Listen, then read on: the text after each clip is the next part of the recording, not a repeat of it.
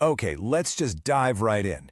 You know that promise we all make to ourselves that we'll start that big project or that new habit tomorrow? Well, what if I told you that tomorrow is actually a psychological trap?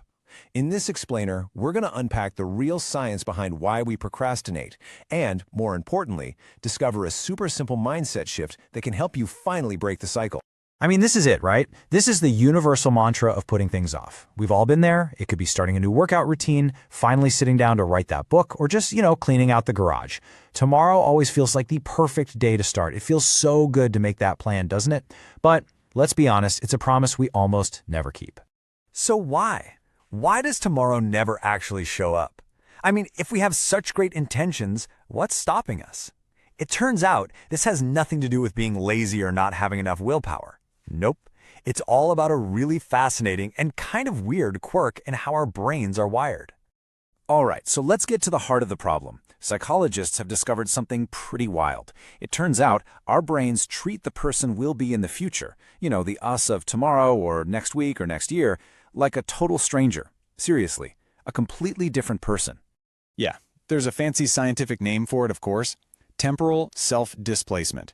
It's basically a cognitive bias where we just disconnect from our future selves. And think about it, it makes perfect sense, right? It's so easy to load up a stranger with a bunch of hard work. And that's exactly what you're doing every time you say, I'll do it later. You're just dumping the tough stuff on this other person you don't really know or care about right now. And this is the internal battle right here. Your present self, that's you sitting here right now, all it wants is immediate gratification. It wants comfort, it wants to avoid anything hard.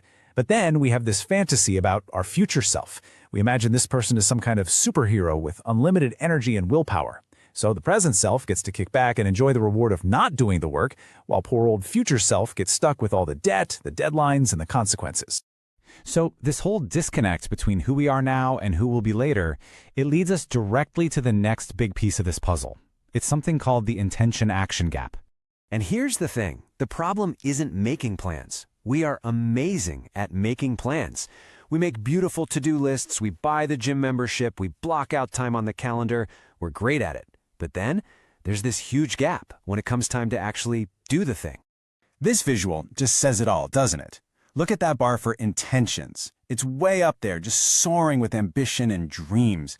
And then look at the actions bar. It's just barely there. This gap, this frustrating, demoralizing space between the two, is basically a graveyard for our goals. So, what's causing this huge canyon between what we want to do and what we actually do? Well, the answer is kind of sneaky, and it all comes down to how your brain's reward system plays tricks on you. Okay, get ready for this. It turns out your brain gets a little hit of dopamine, that's the feel-good chemical, just from planning to do something. Seriously, just making the to-do list or telling your friend you're going to start running gives your brain a little reward. It's like you get a tiny taste of success before you've even taken a single step. And I absolutely love this way of thinking about it. That little chemical reward, it feels great. It tricks you into feeling like you've made progress. But it's really just mental junk food. It fills you up with a false sense of accomplishment, satisfying that craving for progress, but it leaves you with zero motivation to do the actual hard work, the stuff that really matters. Okay, so we've laid out the problem, right? Our brain thinks our future self is a stranger, and it gives us a cheap reward just for planning to do stuff. So, how do we fight back? How do we break this cycle? The solution is actually a really simple but incredibly powerful shift in how we think. It's all about adopting the day one mindset. This is it. This is the whole game changer. It's all about reframing your thinking from that vague, dreamy one day to the concrete, powerful day one.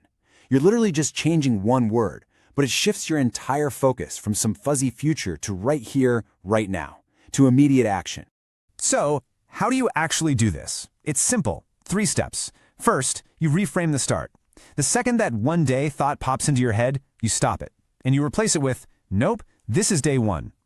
Second, you have to take a micro action. I mean, micro. I'm not talking about running a marathon, I'm talking about putting on your running shoes. Not writing a chapter, just writing one sentence. This tiny, immediate action is what breaks the cycle. It closes that intention-action gap and starts building real momentum.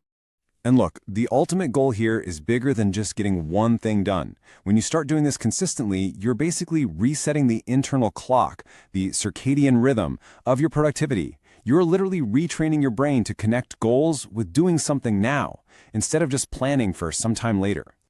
So, to wrap this all up, I want to leave you with a question, a challenge, really. Think about that one thing, you know the one, the thing you've been pushing off, the goal you keep assigning to one day. My question for you is, what is one tiny, super small, almost effortless thing you can do right now to make today, day one?